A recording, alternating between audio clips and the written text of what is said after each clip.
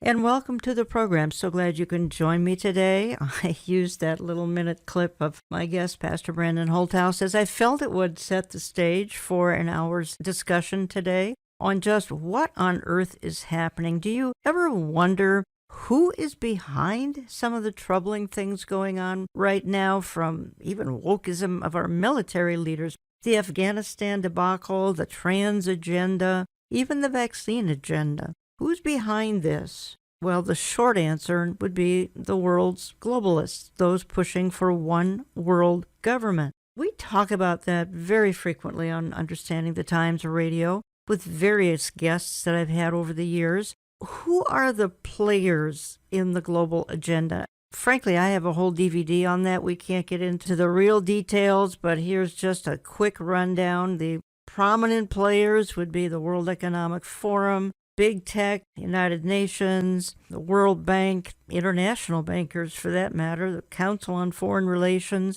the Trilateral Commission, the Bilderbergers, those pushing Agenda 21, which quite frankly is set aside now for heading into Agenda 2030, though I think that Agenda 2030 has been moved up to just a couple of years out now. And then last on my short list, but not the least, would be the Green New Deal pushers, the whole environmentalist climate change people, which I believe this is going to be the religion of the New World Order. The religion of the globalists would be the Green New Deal. So these are just some of the players on the scorecard today. Just how they're playing out, it's a complicated scenario that would take literally a book or an extensive DVD teaching to fully explain. But my guest, Pastor Brandon Holthouse, and I are going to try to unpack what we can in just a little bit under an hour today on Understanding the Times Radio. Pastor Brandon, welcome back to the program. Thanks for having me again. Let's continue to set the stage, Brandon. Now, there are a few folks in the way of these One World Agenda folks, and they would be capitalists, Christians, probably patriots. Anybody I'm missing there? No, I think the whole paradigm of the Judeo-Christian system, which is part of Western society, even though it's waning in these later years, that's the one thing they have to destroy, is that Judeo-Christian ethic, morals, and principles in order to usher in their globalism. And they've been doing a very good job at it. So they have captured basically every sector of society in order to do this, whether it's the media, politics, education, obviously, entertainment industry, big tech, big corp. And basically when you have all that, and along with the banking institutions, you have secured yourself in all the information avenues that could come our way.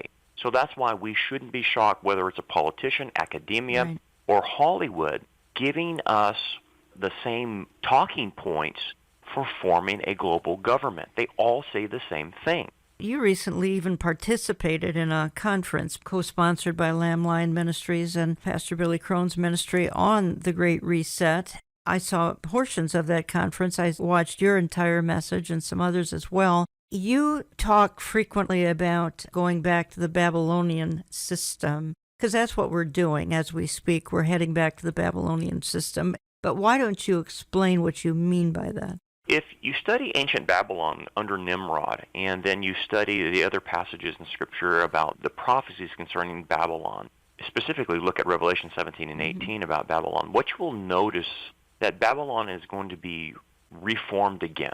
It's going to be the center where the Antichrist makes his headquarters. And I believe it's going to be exactly where the Tower of Babel was built. God seems to bring everything back to where it started.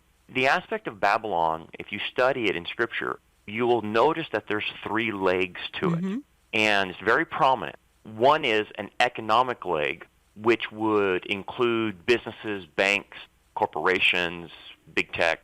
The other one is a political leg, referring to the kings of the earth, which involves the nations and other global regions. And then the other one is a religious leg, which we call the Whore of Babylon. So Babylon has this three-legged stool, as you call it, and for it to function, it has to have all three legs. So when you put that template on what they're doing today, you will see the three legs involved. You will see the morality of Babylon through its religion. Then you will see the economics pushing towards one world economic system, digital currency. And then you'll see the politics involved, where all the nations are on the same page right now, wanting global governance. So that's how we're to understand this scripturally.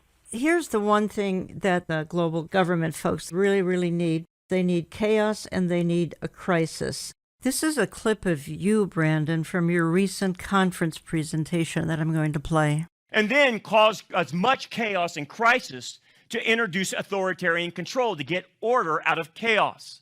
See, Satan is very smart, and he uses these tools in his hands to say, look, create enough chaos, people will be begging for somebody, a strong person, to come in and take order out of things. We've got to have order. So it's intentional that you see chaos, because then they can use that and say, well, you're right, it's chaotic. But in order for us to get control of this, we're going to ask you to give up your rights. So you just give up your rights, and we'll get this thing figured out. That's what they're going to do. And that's what they've been doing. Never let a crisis go to waste. Remember, Rahm Emanuel said that? That's what we've been watching play out here for the last year and a half, soon going on 2 years. A virus comes along, instills fear in people. I have a suspicion that another crisis is on the horizon, and I want to ask you about that in just a moment. But the point is, what they're doing is they're getting folks to get nervous and anxious enough so that whoever will come along and offer order out of chaos will be honored. You and I know that's ultimately the Antichrist. Well, there are some Antichrist-esque people right now on the planet who are trying to do the same thing. Klaus Schwab, World Economic Forum, etc., priming the pump. But like you say, there has to be chaos and there has to be fear. And it's been a brilliant plan. It's been quite successful. It sure has. And we call this in intelligence agencies and CIA type stuff, they call this a psychological operation, a psychops. That's exactly what it is. And obviously Satan is using it. But when you do a psychological operation, what they call it is a reaction solution technique. That's the technique. And that's what they've been perpetrating. So you cause a crisis, the people are going to have a reaction, and then you offer the solution. Yes. But in all the solutions is to take more freedoms from the individual for what? Peace and security. That's right. And that's a phrase we know from the Bible that Paul talks about in 1 Thessalonians 5, that when they say peace and safety or peace and security, then sudden destruction comes upon them. That's what they're using. Hey, we will give you peace and security, whether that's financial, health, chaos in the streets. We will give you peace and security, but you have to give us That's right. some of your liberty.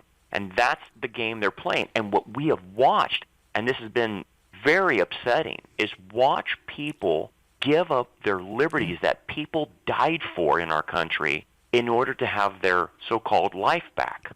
Talking to Pastor Brandon Holthouse, he pastors Rock Harbor Church in Bakersfield, California. And you can find more information at his website, rockharborchurch.net. I had the privilege of ministering there on a couple of occasions. This would have been a year ago now. Brandon, so the point is nationalism has to go. And of course, we know the ultimate nationalist was former President Donald Trump, and replace with global citizenry. That is what the agenda is as we speak. Yeah, it sure is. And you can see from Scripture, when God divided the people from the Tower of Babel, he did it through language, and he divided them up into nations.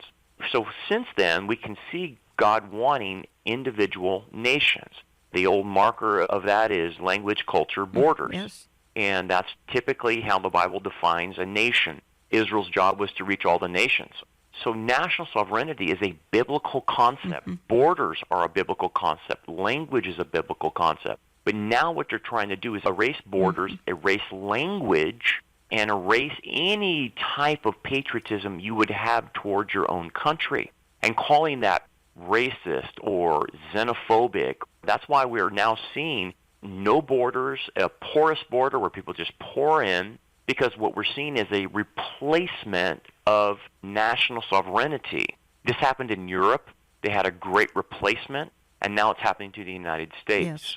So this is the agenda. They're creating tribalism. In other words, loyalty to their tribal group rather than being an American. And this falls under the category of divide and conquer. It's heartbreaking, Brandon, and you're out there on the West Coast, not all that far from the border, and it has to be heartbreaking to see. I'm here in Minnesota, and we have had an influx of immigrants from all over, but heavily from the Muslim world, and I think you're getting them heavily from the South America, Mexico, et cetera, correct? Yeah, and what it's done is America was supposed to be a melting pot. So you come here from any place, we're open to immigration, but you have to assimilate. So what they have done as far as their agenda in the schools and universities is tell people that come into America, you don't have to be American. You need to be loyal to your skin color, loyal to your tribe, and not assimilate. And that's what's happened in places all over the United States, whether it's in your area or my area with the southern border, or Muslims being put in pockets of cities, and they don't assimilate. That is intentional because they want them loyal to their skin color, their nationality, but not loyal to America. Divide and conquer. Yeah. And that's what we have here now. No one's loyal to America.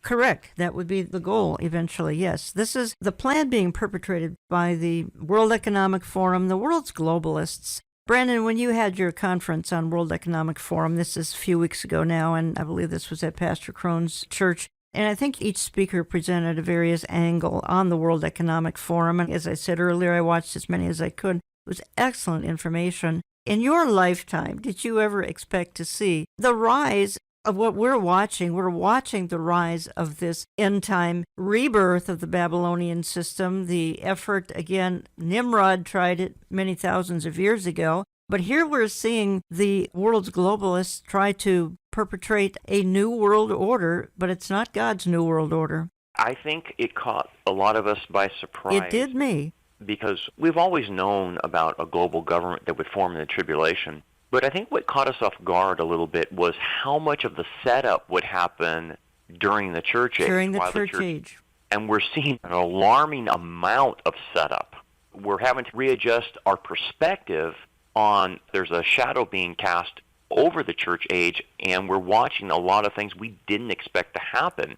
So when I'm doing a conference talking about the political aspects of the Great Reset, I never dreamed I would have to go that deep into being able to try to explain what they're currently doing. Because a lot of us just said, man, that's going to be in the tribulation. Yeah. We're not going to see a lot of that. But here we are. God's giving us a heads up. I think He's also giving us a reminder that it's absolutely later than we could possibly imagine. I'm heading here into a related topic, just a little bit different, and I referenced it minutes ago, and that is the religion of the New World Order, which is going to be the green agenda and the whole global warming, climate change, as though man has the ability to change climate, which is laughable in certain sense. There's so many verses in the Bible that God alone controls the weather. Nevertheless, this whole idol of ecology has come along in the last 40 years. I'm playing a clip of you right now because you made reference to For the Sake of the Planet, and it's a roadmap to build a climate-resistant economy, and it's a 40-page report that's online. I'm going to have you tell us where it is online here in a moment, but I'm going to play. It's 2 minutes, and then I want to come back and I want to discuss it because I personally feel that this whole green agenda is just huge as it is setting the stage for the Antichrist and his empire and worshiping the earth. Now you have the Biden administration that's like rubber stamping everything the globalists want, everything that the reset, the Davos people want. So basically on Friday, the Great Reset people and the UN just received their support from the United States. And now, basically, the United States is going to be implementing this economic framework. This is pivotal. This is a crucial moment. This is where you're seeing goodbye to capitalism, okay? And basically, they're going to reset the U.S. economy to be an economy based on a fake issue, global warming, and it's going to be a resource economy, okay? So, again, what does the World Economic Forum want? What does the Great Reset want? It wants to take away, ultimately, everybody's ability to own private property, okay? And that's why they say in the Great Reset, you won't own anything by 2030. You'll just rent everything, and basically turn everyone into slaves. And they're going to do this, convince people of the world not to own anything, to just rent everything for the sake of the planet, for the sake of carbon gas emissions, greenhouse gases. So they're going to convince people to give up their private property, or either force them to, but that's where this is going. So now you have seen the first implementation, the stair step towards this, and it starts with shaming people, shaming businesses into compliance, because they know they can't do it legally. So in this 40-page report called The Roadmap to Build a Climate Resilient Economy, you can read it for yourself. Go to documentcloud.org from the government website. You can read it there. It's all right there in front of everybody to read. It talks about restructuring the U.S. economy based on, obviously, this pseudo-climate change hoax. And basically said that, climate change is a national security all of a sudden. It's a national security. They've ramped it up to this level, that it's an existential threat. Oh, no, not Iran, not North Korea, not China, not Russia, but climate change. How stupid. And yet people will believe that. Very good point, Brandon Holthouse, and that is they've ramped climate change, which, as you say, is non-existent other than what God does. He changes climate on a 24-hour basis. They've ramped it up to be a national security issue. You talk about end-time strong delusion. This is a good example of it here. The things you've just shared, same category, delusion. And that's where you start seeing the religious element in it, like you mentioned, Yes. because it's totally irrational. It's not based on facts and science, and we know this. We've known that man-made carbon emissions doesn't affect the environment, and we've known that for years. The whole thing has been debunked, so they had to change it from global warming to climate change and blame everything on man's carbon emissions. It's a hoax, but nonetheless, what you start realizing is this has turned into a religion. Because it's a religion, what they have proposed is their form of the apocalypse, that we're all going to die, the planet's going to burn up, Mother Earth needs help, and we all got to do our part. So this is a religion of existential threat that we need to help Mother Earth. We all need to do our part. So therefore, we will exact taxes or money from you in order to pay for this existential threat.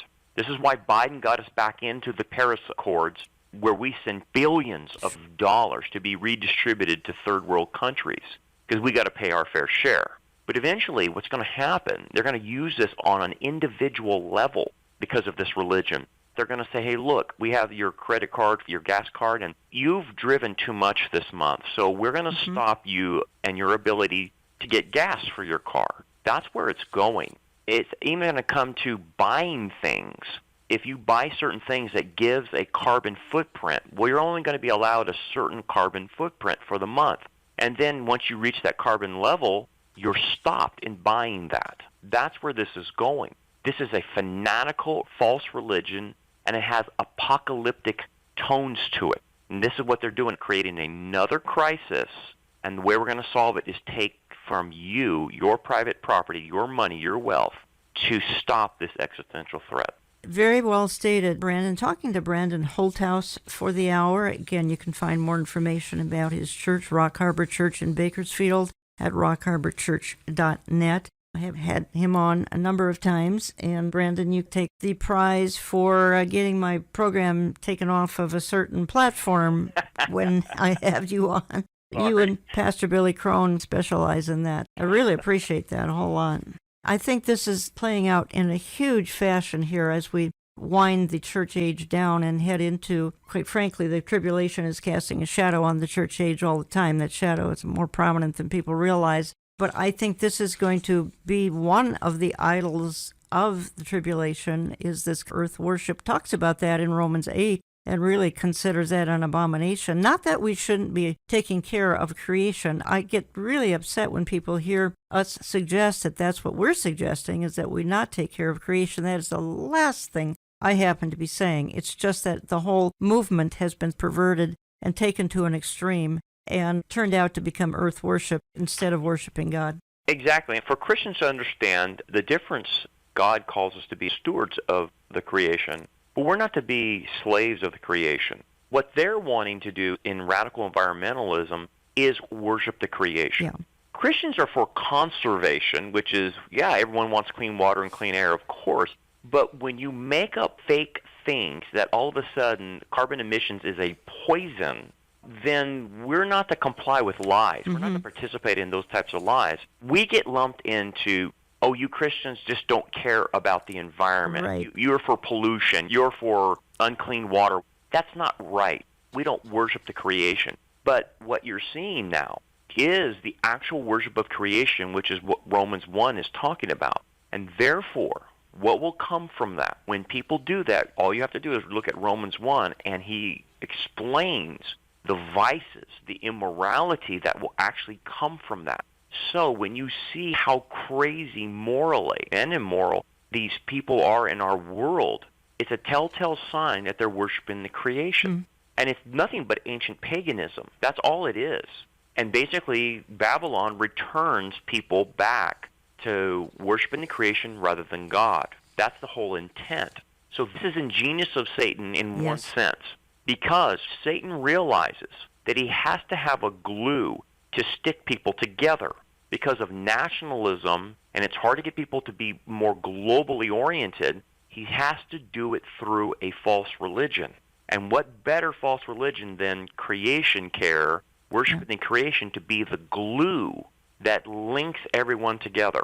Right. And what's troubled me is even in the last 10, 15, 20 years, I've seen evangelical outfits form these ecological organizations. And again, it's fine to encourage us to take care of creation. I have no problem with that whatsoever. But what I'm seeing, Brandon, then the pulpits that are behind this are preaching ecology instead of you must be born again. And these are evangelical outfits. It's not your normal mainline Protestant liberalism. It's evangelicals preaching ecology over you must be born again. So it's more signs of the times in Laodicea. It sure is, and we're seeing more and more of that. And here's the scary part. We're going to see even more because when they start mandating this from the government, and we're going to see imperialism happen in the United States where the UN is telling us what to do and taxing us. What's going to happen is a lot of the churches that are like this now of creation care, I mean, like I heard one church interpret John 3:16 as the world referring not to people, but the planet. Yeah. God so loved the planet. Yes. And it's like, okay, man, you're out of your mind interpreting it like that. But that's what they do. Or I saw another church have an altar call. And the altar call wasn't to get saved, but the church had put up barrels of dirt That's right. in the front, and they asked people to come forward, grab a handful of dirt, and make your promise that you're going to do everything you can to save the planet. That's what you're talking about. Yeah, that's what I'm talking about. And I'm not talking about it in the First Unitarian Church. Some of these things we're talking about in First Baptist Church in you fill in the blank cities. That's why I'm troubled by what we're talking about. Here's where I want to go yet. I want to talk a little bit in part 2 of my programming about this social credit score. It's right now very prominent in China, but the point is it's coming to the Western world. I would suspect it would be in America within a year, and you need to understand what it is. I'm going to play a couple of clips about it to help you better understand it. You might have heard the term your ESG score. Well, what is that all about? And is that going to be a good thing or a bad thing? I promise you, anything that is being perpetrated by the globalists of this world is nefarious. And you need to look at all of this in a suspicious manner. So what we're trying to do this hour is help you better understand just what the globalists are up to. And one of the things that's going to be coming down the pike, we don't know when, but I would suspect very soon, you will get a social credit score. What does that mean? What will that allow you to do or not to do? Just how is that going to affect your day-to-day living? Because it will. And you'll hear how it's affecting those in China as we speak. So I'm going to get into that as soon as we get back. I'm going to take a very short time out. Back in a minute or two. Don't go away. What is the Great Reset? Obviously, there's a couple things I want to mention. It is the World Economic Forum's name for it, the UN's name for their goal of creating the globalist system, a one world government, one world economy, one world religion. Pretty easy to understand at the base level, but that's what they're attempting. Well, how does it fit into Bible prophecy? Real simple. If you turn to Revelation 17 and 18, you will see the revived Babylonian system that plays itself out all through the tribulation. And then just to use this verse, Revelation 18:3, it says, for all the nations have drunk the wine of the wrath of her, the whore of Babylon, the religious aspect of her fornication. The kings of the earth, that would be the politicians, the leaders, the globalists, have committed fornication with her. And the merchants of the earth, the businessmen, big tech, big corp, have become rich through the abundance of her luxury. So there's the key aspect. There's the three-legged aspect of the Babylonian system. And so there's the system. The merchants of the world, they are big business. They are your Mark Zuckerbergs. They are your Amazon. They are all these big corporations and big tech that are involved in this. Blackstone, other kinds of major corporations, international corporations. The kings, obviously, rulers, politicians, global elites, they're all involved in this. And then the religious aspect is among us today. The religious aspect can be called lawlessness or 180ism.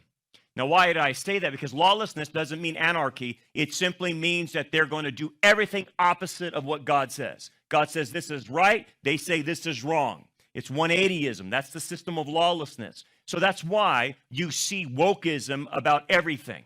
You see the pushing of immorality. And then when you act like they want you to act, that cleanses you from all their sins. The way you atone in their system is bow a knee and proclaim that they have the truth and you have to submit to their values. That's how you get cleansed. If not, they cancel you. This is the way it goes in the Babylonian system. They have their own set of morality. They have their own high priest class. They have their own sacrifices, and they have their own infidels. That means you and I. We are the infidels in that system. But it is satanic. And welcome back. You're listening to Understanding the Times Radio. That's the voice of my guest for the hour, Pastor Brandon Holthouse. You can find out more at his website, which is rockharborchurch.net. Headquarters out of Bakersfield, California. I got to meet the wonderful people at Rock Harbor Church in January a year ago. I was ministered there a couple of times. By the way, folks, we are very active on social media. Check it out, won't you? Find us on Telegram, on Facebook, on Gab, Instagram, Rumble, YouTube. Join the conversation there. My goodness, thousands of people are talking to each other and about all the issues that are going on in the world. Again, it's a big lineup of Telegram, Facebook, Gab, Instagram, Rumble, YouTube. You can always dialogue with me if you want to write me through the website, olivetreeviews.org, olivetreeviews.org. Don't forget we have a video version of this program, so if you want to see the things we're talking about, you want to see the clips we're playing, etc., you can find that. We post it to Rumble, we post it to YouTube. Most important, we post it to our website, olivetreeviews.org, olivetreeviews.org, both the audio and the video. Now, I mentioned in part one of the programming that I wanted to talk a little bit about the social credit score, which is, as we speak, flourishing in China. And I think what I need to do is play a short clip, and it's describing exactly how it plays out in China. Now, the question is, when does this come to the Western world, and what are the implications of it playing out in your city, in my city, say in Canada, in America? Because it will have tremendous implications once it hits the Western world, and many feel that is within the next year or so. So I'm going to play this very short clip, and then we'll come back, and I'm going to talk about it with my guest, Pastor Brandon Holthouse. Everywhere she goes, Ouyang Haoyu is followed. What she buys, how she behaves, is tracked and scored to show how responsible and trustworthy she is. It's called the social credit system, and in one version now being tested, a person's reputation is scored on a scale of 350 to 950.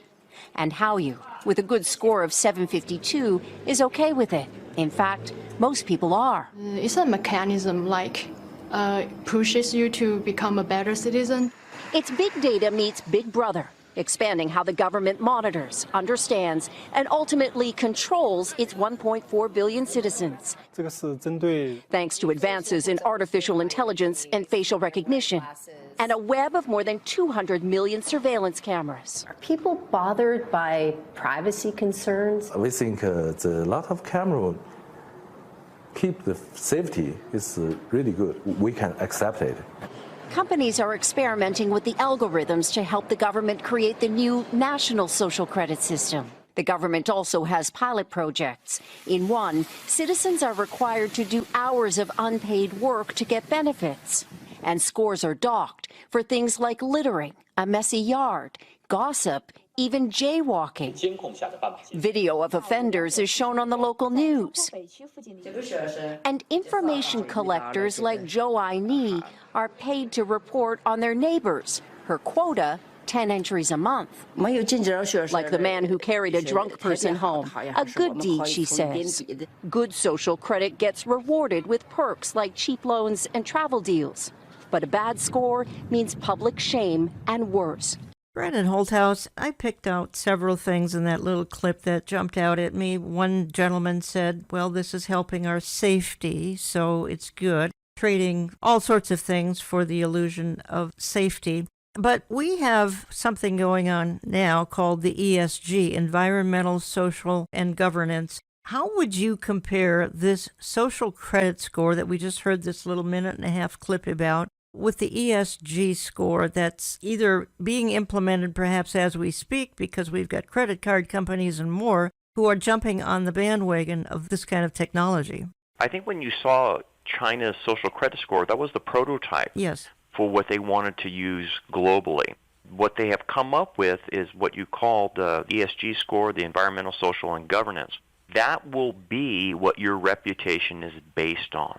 And they have already gotten all the international banking and most of the national banks here in the United States on board on this, that they will be implementing ESG scores. Now, right now, it's not on the personal one-on-one level, but the stair step is this. It's at the banking level and who the banks do business with.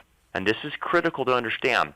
They can't legislate this, so they have to do it through the corporations and banking. And basically it works like this. If a bank is ESG compliant, then it will only give loans to other companies who are also ESG compliant. You will only do business with other companies who are ESG. If you're not, you're shamed and you're told to explain why are you not ESG, and you're outed from doing business with other people. So this is how they're going to do it on the business level. But eventually it comes to the personal level. And the personal level is going to hit us like it's hitting people in China. And if your environmental score, your social score, and your governance score is not adequate, here's how it will eventually affect you. You won't be able to go to certain schools or colleges. You won't be able to take out certain loans from ESG-compliant banks. You won't be able to purchase, buy, and selling certain things, particularly things that could help you, maybe food or even protection through buying guns and ammo. If your ESG score is low, you won't be able to travel. This is what happens in China. They can't use the bus, they can't use the railway, and they can't fly. This is all coming on a personal level faster than what people know. It's at the banking level right now. It's at the corporate level, but it's coming to a customer near you. Please note, you won't be able to buy or sell without a good social credit score. Folks, this is apocalyptic. So big corporations are all in, and perhaps conveniently, some middle-class mom-and-pop stores have been put out of business because of the pandemic and other reasons as well. Middle-class businesses are struggling. Tens of thousands are going out of business as we speak. Are they even going to be a player? Or if they don't go along with this, will the balance of them be put out of business? Yeah, the whole deal is about this. This is why corporations complied with this in banking. They said, look, the smaller businesses, the medium-sized businesses are not going to be able to comply with this. Because as far as governance is concerned, you have to have boards and leaders and managers and supervisors not based on merit, not based on experience in the industry, but based on the sexual orientation of the individual, the skin color, other wokeisms that you have to have on your company. Most companies can't do that because it'll destroy them as far as their governance is concerned.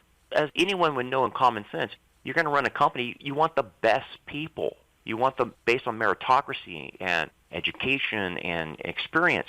But now they're saying, no, you need to have a percentage of this type of individual, that type of individual, and that will destroy business. So basically, here's what the game is: to put small business and medium businesses out of business so that the big corporations monopolize the entire market. That's why these corporations and banks are willing to comply, because they're able to make billions of dollars through this. So that small business goes out of business, but That's big right. business continues to prosper and doubly prosper. That's right. So the big businesses are willing to take a little hit now, but for big money later when everyone goes out of business. I'm going back to the social credit system again. That's in China. Tell me, where is the ESG system right now as we speak? The ESG system is at the banking level, the international banking level. So if you bank at a particular bank that does business overseas, just simply ask your own bank, do you comply with ESG scores? And they'll tell you. And a lot of the banks already do. That's where it's at that level. It's not going to stay there. The goal is to get it to one-on-one, to affect the individual to be compliant. And so here's what they're going to be able to say. Well, we're not putting any laws on you. This is not coming from the government, but your bank requires it. So if you want a home loan, you better be ESG compliant if you want this home loan. And if you're not, then we can't loan you the money. I'm sorry. So this is where the social credit score, it's going to be combined with like your credit card score. And it's going to be used in concert with that. Basically, what are you doing to do your part to save the planet? What are you doing as far as practicing wokeism and social justice? And what are you doing in your own business of incorporating transgender, LGBT quotas for how you do business? And that's how you're going to be judged. That's the social credit scores coming. Now, would this be a part of the agenda then of the World Economic Forum? Probably. Yes, it is. Yeah. It's part and parcel of it. It's like these guys got all together and they made this kind of agenda. This is what we're going to do. So if you look at even the UN, the Secretary General Antonio Guterres just came out and introduced a common agenda. It's all in the common agenda.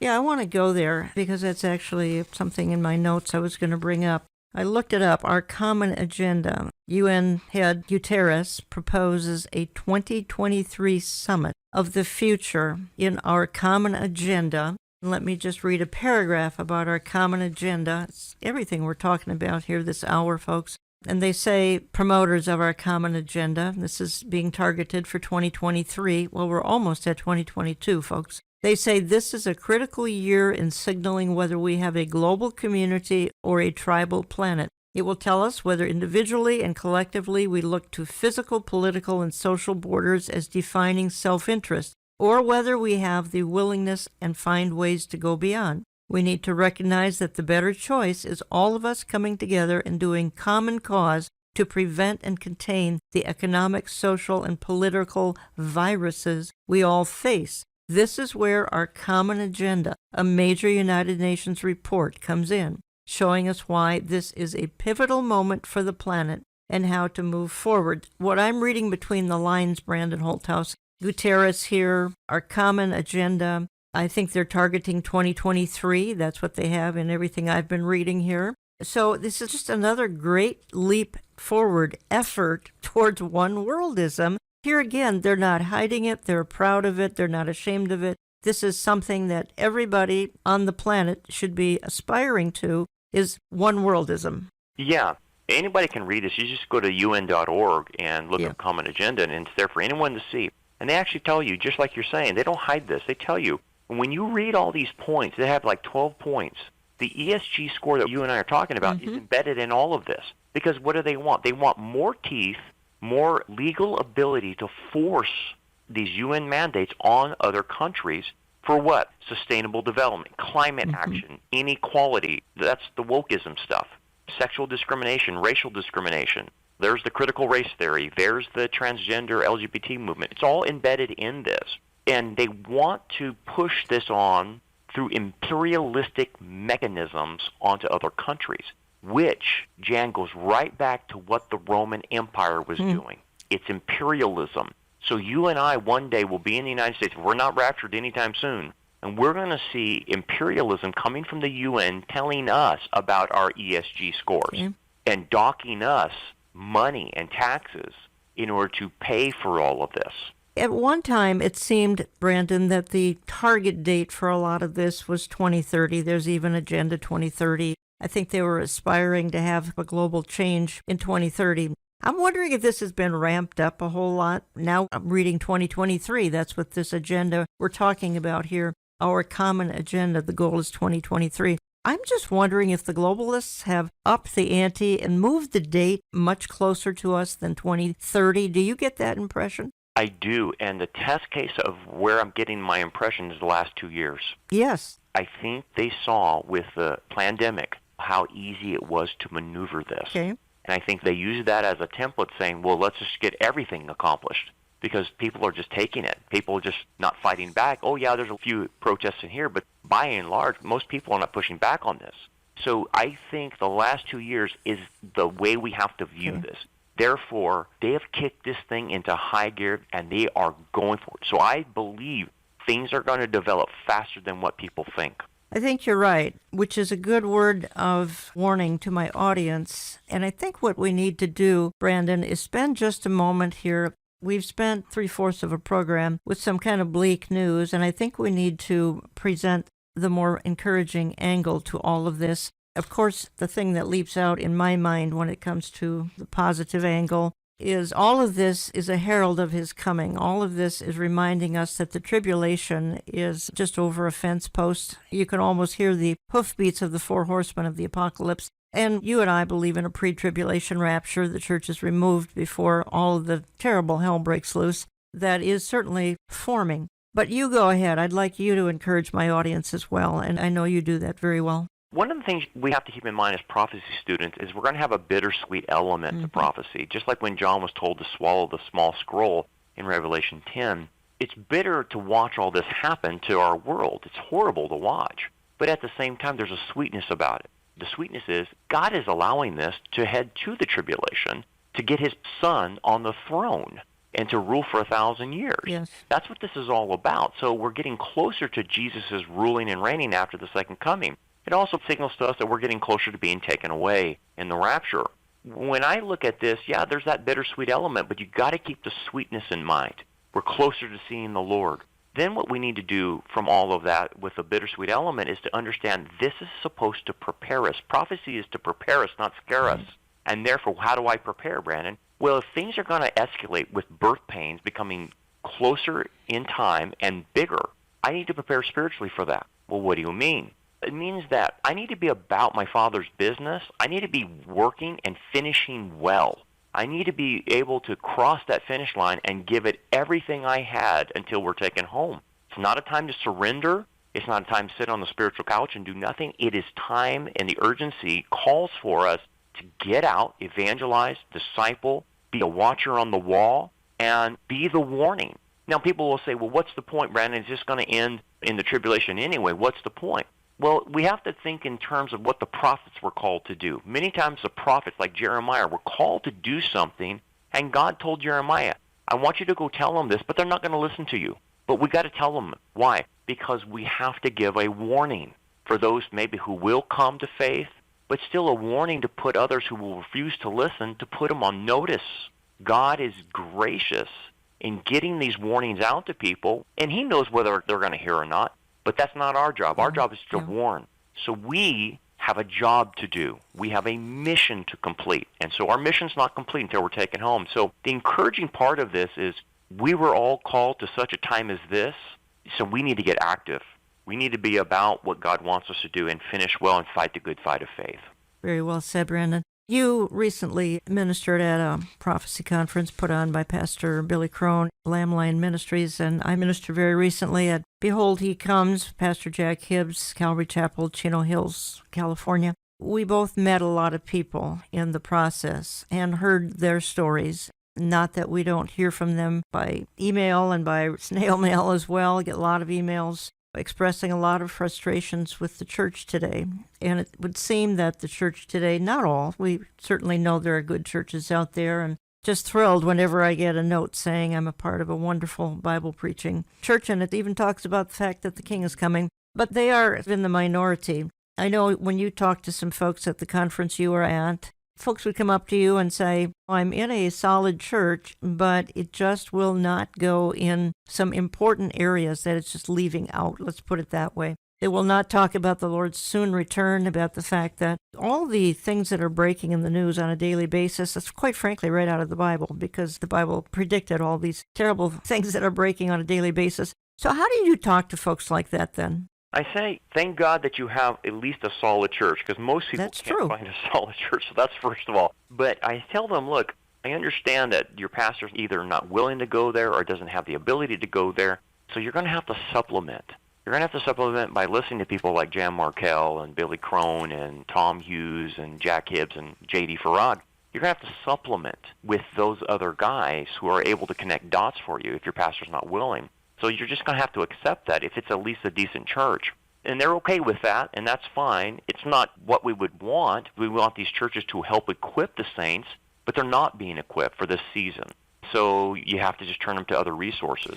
But you are doing some networking, and we talked about it last time you were on air with me many months ago now. You are helping folks to find some churches. I think they can even email you, and you'll try to get them plugged in. Why don't you give yourself another little bit of promotion about that for the sake of those listening who really need some direction, and perhaps Rock Harbor Church can give them that direction? Sure. We've talked about this before. The biggest questions we always get is, I can't find a church in my area.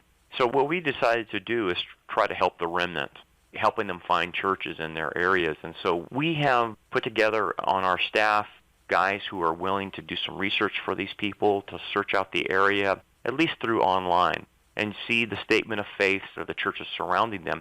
And then what we do is we recommend that they go, and then they report back to us in a kind of a reconnaissance of, okay, what did you find when you talked to the pastor? Does the pastor match what the statement is online? What we were able to do is start locating fairly decent churches around the nation. And we're working on a plug-in for our website eventually that's going to have the ability to show people on a map in the United States where some good churches are that we have identified. Now, they might have to drive to them a ways away, but at least we can tell them, here's a church in your area.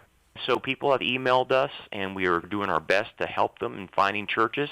If we can't, sometimes we recommend them starting a Bible study, and we equip them with commentaries or whatever we need to supply, because this is the problem out there. It's like a wasteland. Yeah. So we have decided to try to help them out. Best email then for that would be? info@rockharborchurch.net. info@rockharborchurch.net. You might not get directly connected to Pastor Brandon Holthouse, but he's got a staff who's willing to help you as much as they can. Brandon, another year is winding down here. And by the way, thank you for what you're doing. I just personally want to thank you from the remnant believers out in listener land. They are so appreciative that somebody would care that much to help them get plugged in. Our year is winding down. We got another couple months left, but I'd like your take, and I'm down to about 3 minutes here. Your take on the current year. What, when it comes to things that the Bible predicted, which, of course, that's legions of things. So we're seeing things break in the headlines on a daily basis that I think have end-time significance. But if you could pick one or two issues here for 2021 that have some biblical significance, what would they be? Jan, I think the big takeaway from last year is the vaccine mandates. I agree. That was a watershed event that's continuing on, and we're watching authoritarian, totalitarian types of things happen from this, to where it's not your choice anymore that you can get vaccinated. It's a demand, and you will lose your job for it.